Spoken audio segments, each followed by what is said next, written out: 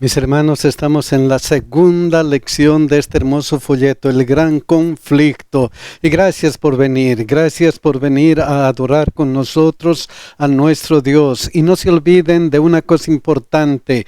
Si desean una copia de esta presentación, visiten escuelasabatica2000.org y compartan, mis hermanos, compartan y pongan me gusta. Hoy día vamos a estudiar amor o egoísmo. Esa es la cuestión y vamos a orar.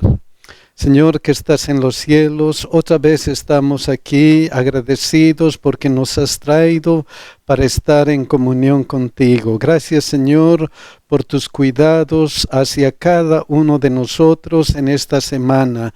Gracias, Señor, porque vamos a estudiar tu Biblia y queremos la bendición de tu Espíritu Santo. También queremos que Él nos bendiga en todas nuestras necesidades físicas y espirituales. También, Señor, de una forma especial, cuida de nuestros hijos. Bendíceles en el nombre de Jesús. Amén. El versículo de memoria está en Isaías 41:10. Dice: No temas, que yo estoy contigo. No desmayes, que yo soy tu Dios, que te fortalezco.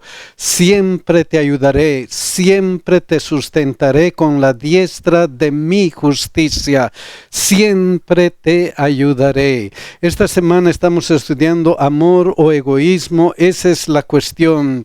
Y el día domingo, primer día, titula Un Salvador con el corazón roto. En este problema del gran conflicto, vamos a ver qué pasó en el tiempo de Jesús. Vamos a empezar con Juan 1:11. Dice: a lo suyo vino y los suyos no le recibieron. Entonces, lo primero, a lo suyo vino y los suyos no le recibieron. ¿Cómo fue posible eso? ¿Cómo? Vamos a ver Lucas 19:41 al 44. Y cuando llegó cerca de la ciudad, al verla, lloró sobre ella. Cuando Jesús llegó cerca a Jerusalén, lloró, tuvo pena de Jerusalén. Eso es lo primero que resalta. Cristo amaba y tenía pena por Jerusalén. ¿Por qué?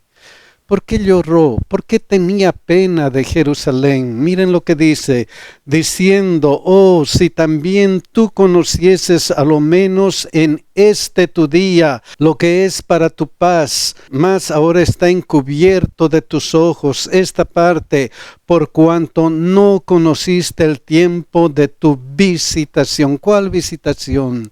Porque ellos no estaban listos para lo que era su paz. ¿Por qué? ¿Qué es lo que Dios había anunciado? Miren lo que dice Isaías 9:6. Porque un niño nos es nacido, hijo nos es dado, y el principado sobre su hombro, y se llamará su nombre admirable, consejero, Dios fuerte, Padre eterno, príncipe de paz. Ellos estaban esperando a este Mesías, al príncipe de paz, pero no le recibieron más. Ahora está encubierto de tus ojos, por cuanto no conociste el tiempo de tu visitación. Miren lo que dice Juan 5:39 y 40. Escudriñad las escrituras, porque a vosotros os parece que en ellas tenéis la vida eterna.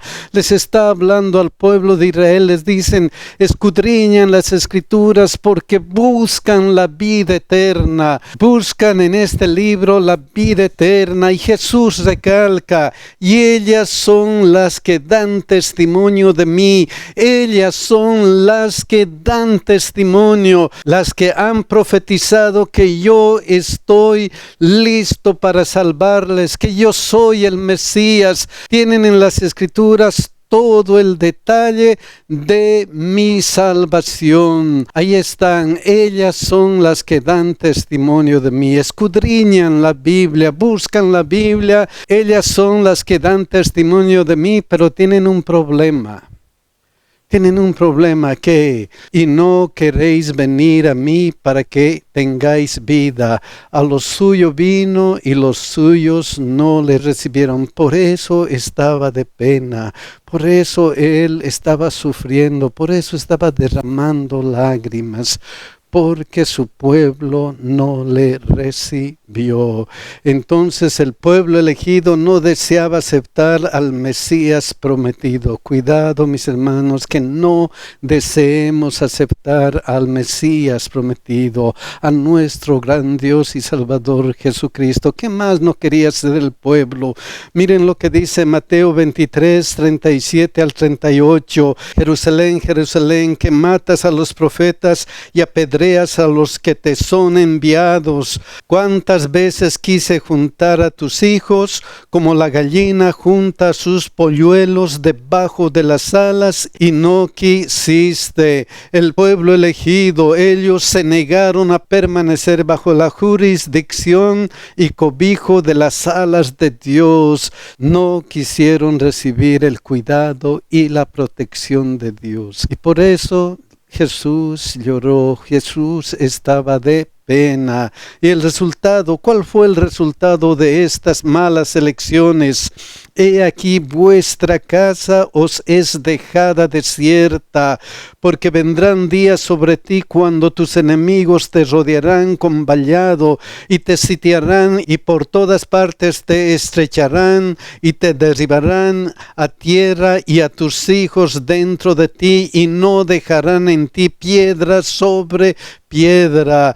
Va a haber un problema. Jerusalén sería sitiada y su templo completamente destruido. Por eso Jesús estaba de pena, porque el pueblo judío, sus dirigentes, todos en vez de aceptar a Cristo, en vez de aceptar al Mesías prometido, dijeron a él: crucifícale, crucifícale, crucifícale. Qué pena. Quisieron deshacerse del dador de la vida. Cuidado que dentro del conflicto, del gran conflicto, nosotros elijamos a Satanás y no a Dios. Cuidado que esta sea nuestra condición. Pero hay otra condición muy buena, otra condición que el segundo día, que titula Cristianos salvaguardados providencialmente, nos muestra. Si bien es cierto que el pueblo de Israel había rechazado a Cristo, había rechazado como nación el cuidado de Cristo, había rechazado el pacto que Dios había hecho con ellos y ya no era más el pueblo elegido de Dios. Hubo judíos y gentiles que aceptaron gustosamente a Cristo, y por eso Mateo 21:43 dice: por tanto os digo que el reino de Dios será quitado de vosotros y será dado a gente que produzca los frutos de él. Judíos y gentiles aceptaron el reino de Dios, aceptaron llevar los frutos dignos de ser cristianos. ¿Y qué pasó con ellos? Mateo 24:15, 18. Cuando Jerusalén iba a ser sitiado y su pueblo completamente destruido, Jesús les dijo lo siguiente: por tanto, cuando veáis en el lugar santo la abominación desoladora de que habló el profeta Daniel, el que lee entienda, entonces los que estén en Judea huyan a los montes, el que esté en la azotea no descienda para tomar algo de su casa, y el que esté en el campo no vuelva atrás para tomar su capa. En este conflicto, Satanás con sus aliados tenía que destruir Jerusalén y su templo, y entonces los romanos sitiaron todo Jerusalén y estaban listos para tomar Jerusalén y destruirla completamente. Pero por algo milagroso, los romanos comenzaron a dejar Jerusalén, y los judíos, que también perseguían a los cristianos, vieron la oportunidad de perseguir a los romanos y comenzaron a perseguir, y se abrió una puerta para que para que los hijos de Dios, para que los cristianos tuvieron la oportunidad de salir y salvarse milagrosamente del asedio del enemigo. Miren lo que dice la hermana de Huay: ya estaba dada la señal prometida a los cristianos que aguardaban, y en ese momento se ofreció una oportunidad a todos los que quisieran, en obediencia a la advertencia del Salvador. Los sucesos se desarrollaron de modo tal que ni los judíos ni los romanos hubieran podido evitar la huida de los cristianos. El conflicto de los siglos, la página 34. Entonces los cristianos son salvados milagrosamente. Esta historia nos muestra que en el gran conflicto va a haber dos bandos. Siempre va a haber dos bandos: aquellos que se niegan a aceptar a Cristo, aquellos que se niegan a estar con Dios, que finalmente van a ser destruidos, y aquellos que aceptan a Dios, aceptan a Jesucristo, siguen las instrucciones de Dios y son salvados milagrosamente. En este gran conflicto va a haber siempre esos dos bandos: los que están aliados con Satanás y los que están aliados con Dios. Los que están aliados con Dios siempre van a tener el cuidado de Dios. Miren lo que dice Salmo 46:1: Dios es nuestro amparo y fortaleza, nuestro pronto auxilio en las tribulaciones. Isaías 41, Dios recalca: no temas, porque yo estoy contigo, no desmayes, porque yo soy tu Dios que te esfuerzo, siempre te ayudaré, siempre te sustentaré con la diestra de mi justicia. Entonces la promesa de Dios es que estará con nosotros en todo momento. Él va a estar con nosotros en las buenas y en las malas, en las aflicciones y en nuestros triunfos. Él va a estar con nosotros en nuestros problemas, y cuando solucionamos nuestros problemas, Él siempre va a estar con nosotros. Por eso la esperanza es que cuando estemos en peligro, cuando estemos en persecución, Él va a estar con nosotros. En el día tercero de la semana, por eso dice: fieles en medio de la persecución. La promesa de Dios es que estará con nosotros en todo momento. Y miren lo que dice Apocalipsis 2:10: no temas en nada lo que vas a padecer. He aquí que el diablo echará a algunos de vosotros en la cárcel para que seáis probados, y tendréis tribulación por 10 días. Mis queridos hermanos, podemos tener problemas, podemos estar en aflicciones, pero Dios nos dice: no temas en nada lo que vas a padecer.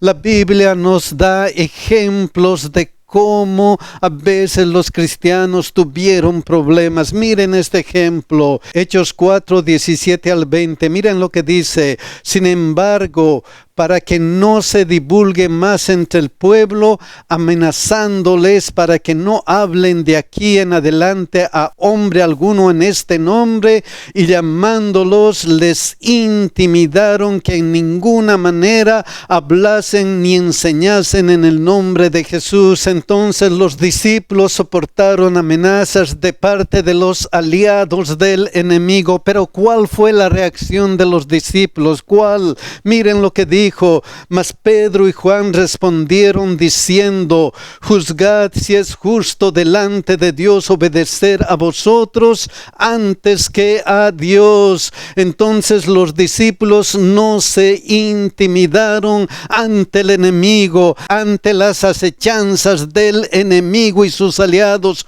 No se intimidaron. ¿Y por qué no se intimidaron? ¿Por qué siguieron adelante? ¿Por qué? Porque ellos comprendieron dijeron algo importante. Miren qué es lo que dice aquí, porque no podemos dejar de decir lo que hemos visto y oído.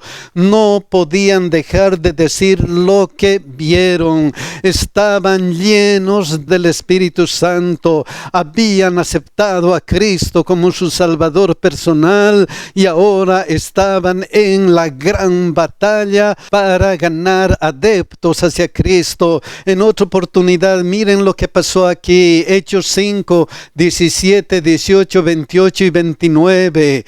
Entonces, levantándose el sumo sacerdote y todos los que estaban con él, esto es la secta de los saduceos, se llenaron de celos y echando mano a los apóstoles y los pusieron en la cárcel pública. No solamente los amenazaron, sino los discípulos fueron encarcelados. ¿Y qué les decían?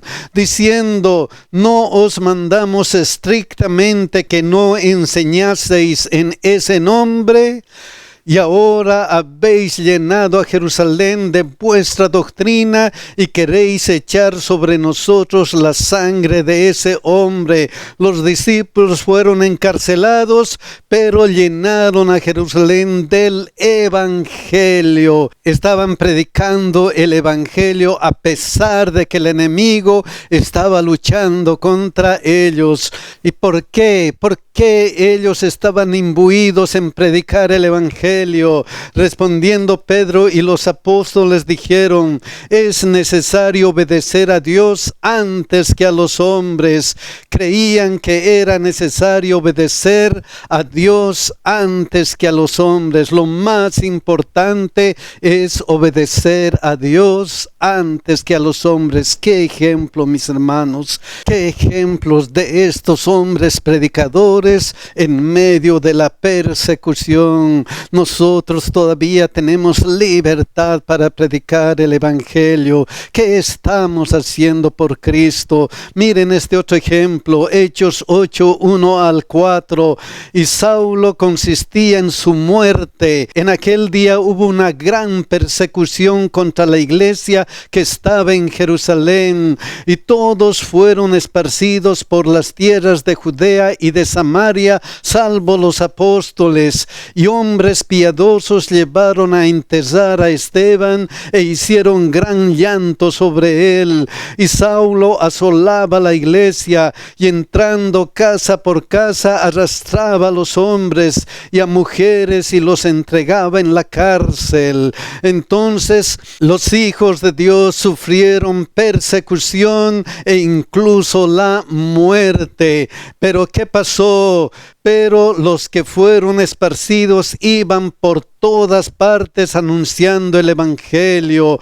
Por todas partes se anunciaba el Evangelio. Estaban amenazados, predicaban. Encarcelados, predicaban. Estaban en persecución, predicaban el Evangelio. Algunos murieron, pero su sangre era semilla para el Evangelio. Mis queridos hermanos, en el gran conflicto entre Dios y Satanás, los aliados de Satanás frecuentemente hacen problemas a los hijos de Dios, pero los hijos de Dios, tomados de la mano de Cristo, continúan su camino hacia adelante, continúan predicando el Evangelio. ¿Por qué? Miren lo que dice Marcos 16:15. Y les dijo: id por todo el mundo y predicad el Evangelio a toda criatura, porque la gran comisión para nosotros, para los hijos de Dios, es prediquen el Evangelio. Y como vemos en estos ejemplos, no importa que los que predican el Evangelio triunfan. Los que predican el Evangelio hacen que muchas personas crean. ¿Por qué? ¿Por qué? Porque hay otra promesa. Miren lo que dice Hechos 1:8. Pero recibiréis poder cuando haya venido sobre vosotros el Espíritu Santo, y seréis testigos en Jerusalén, en toda Judea, en Samaria y hasta lo último de la tierra. La gran promesa: van a recibir recibir el Espíritu Santo. Van a recibir el Espíritu Santo y no van a temer a nada. Van a predicar el Evangelio. Por eso, no temas en nada lo que vas a padecer. No temas en nada qué problemas vas a tener. Aquí el diablo echará a algunos de vosotros en la cárcel para que seáis probados y tendréis tribulación por 10 días. Entonces sé fiel hasta la muerte y yo te daré la corona de la vida. Sé fiel hasta la muerte. Predica, cumple tu misión imbuido del Espíritu Santo y yo te he de dar la corona de la vida. Esa es la promesa para nosotros. Esa es la promesa para que nosotros, que somos aliados de Dios, prediquemos el Evangelio, prediquemos y prediquemos a pesar de cualquier situación. El cuarto día dice asistencia a la comunidad. Sí, la gran comisión es prediquen el Evangelio imbuidos del Espíritu Santo. ¿Cómo es eso de prediquen el Evangelio imbuidos del Espíritu Santo? ¿Cómo debemos predicar? ¿Cómo lo hizo Jesucristo, nuestro ejemplo? Miren lo que dice Hechos 10:38. Como Dios ungió con el Espíritu Santo y con poder a Jesús de Nazaret, primero recibirán el Espíritu, van a ser ungidos del Espíritu Santo. Y como éste anduvo haciendo bienes y sanando a todos los oprimidos por el diablo, porque Dios estaba con él. ¿Quién estaba con él? Dios. Si Dios estaba con él, ¿qué es lo que estuvo haciendo? Jesús anduvo haciendo bienes y sanando. Él estaba ayudando a la gente. ¿Qué más hacía? Miren lo que dice Juan 10:9-11. Yo soy la puerta. El que por mí entrare será salvo, y entrará y saldrá y hallará pastos. El ladrón no viene sino para hurtar y matar y destruir. Otra vez el conflicto entre Cristo, nuestro Salvador, y Satanás, que lo llama en este momento el ladrón. Cristo viene para dar salvación y el ladrón viene para matar y destruir. Y Cristo viene para dar ¿qué? Miren lo que dice aquí. Yo he venido para que tengan vida y para que la tengan en abundancia. Yo soy el buen pastor. El buen pastor su vida da por las ovejas. Jesús vino para darnos vida en abundancia. Dos cosas importantes que Jesús, imbuido del Espíritu Santo, hacía. En primer lugar, hacía el bien, sanaba a otros, como dice este versículo. Y en segundo lugar, Él vino a dar vida en abundancia. Entonces, ¿cómo en la vida práctica se sigue el ejemplo de Jesús? Hay algunos ejemplos en la Biblia de cómo los cristianos cumplían esto que es: vayan a predicar el Evangelio. Cosas importantes que nos dan principios para una vida cristiana buena.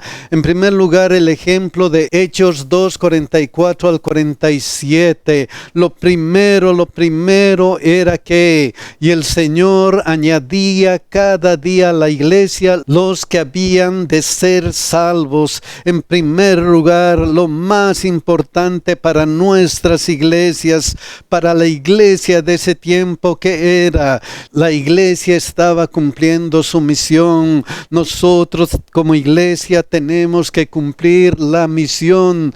Prediquen el Evangelio como en la iglesia cristiana. ¿Qué más? Miren lo que dice aquí. Todos los que habían creído estaban juntos y tenían en común todas las cosas, y vendían sus propiedades y sus bienes y lo repartían a todos según la necesidad de cada uno. Mis queridos hermanos, el principio de esta parte del versículo es que la iglesia amaba y cuidaba a sus miembros, recaudaba todo lo que podía para repartir a todos según la necesidad de cada uno. Primero, dentro de la iglesia, alguien necesita algo, la iglesia amaba y ayudaba a sus miembros. En segundo lugar, y perseverando unánimes cada día en el templo y partiendo el pan en las casas, comían juntos con alegría y sencillez de corazón, alabando a Dios y teniendo favor con todo el pueblo. No solamente dentro de la iglesia, no solamente para los miembros, sino que la iglesia amaba y cuidaba a su comunidad, teniendo favor con todo el pueblo. Entonces cuidaba de sus miembros y cuidaba de la comunidad, y por eso el Señor añadía cada día a la iglesia los que habían de ser salvos. ¿Qué está haciendo nuestra iglesia para la comunidad, para los miembros de nuestra iglesia que están en necesidad? ¿Qué estamos haciendo? Miren qué ejemplo tan grande de la iglesia primitiva. Pero todo esto solo se hace por una cosa que está en el título del quinto día: un legado de amor. Todo lo que hacía la iglesia venía de corazones que amaban a Dios. Miren lo que dice Juan 13:35. En esto conocerán todos que sois mis discípulos, si tuviereis amor los unos con los otros. Si aman y cuidan a sus miembros, van a saber todos que ustedes son mis seguidores. El amor en la iglesia es un testimonio poderoso a favor de Cristo. Si estamos unidos en amor en nuestra iglesia, la predicación va a ser poderosa. Miren lo que dice 1 Juan 4:21, y nosotros tenemos este mandamiento de Él: el que ama a Dios, ame también a su hermano. Ámense, hermanos, los unos con los otros. Y la segunda cosa importante que debemos hacer está en Mateo 22:37 al 40. Jesús le dijo: amarás al Señor tu Dios con todo tu corazón y con toda tu alma y con toda tu mente. Este es el primero y grande mandamiento. Y el segundo es semejante: amarás a tu prójimo como a ti mismo. Mis queridos hermanos, no importa quién, hay que amar a la comunidad, a nuestro prójimo. Miren lo que dice Romanos 13:10. El amor no hace mal al prójimo. ¿Por qué eso es importante? Porque el amor no hace mal al prójimo. ¿Por qué? ¿Por qué eso es importante? ¿Por qué es importante amar al prójimo? ¿Por qué? Porque de estos dos mandamientos depende toda la ley y los profetas. Miren lo que dice Romanos 13:10. Así que el cumplimiento de la ley es el amor. El amor no hace mal al prójimo. Miren lo que dice Proverbios 14:21. Peca el que menosprecia a su prójimo, mas el que tiene misericordia de los pobres es bienaventurado. Entonces la iglesia que ama al prójimo es bienaventurada, es feliz. ¿Por qué? Porque tiene un legado de amor. Queridos hermanos, en este conflicto entre el bien y el mal, entre Dios y Satanás, qué hermoso es estar aliado con Dios. Qué hermoso es tener el amor de Dios en nuestro corazón, para que con ese amor podamos predicar el evangelio. Mis queridos hermanos, que Dios nos ayude y que Él nos dé su amor para seguir adelante predicando el evangelio. Que Dios nos cuide, mis hermanos.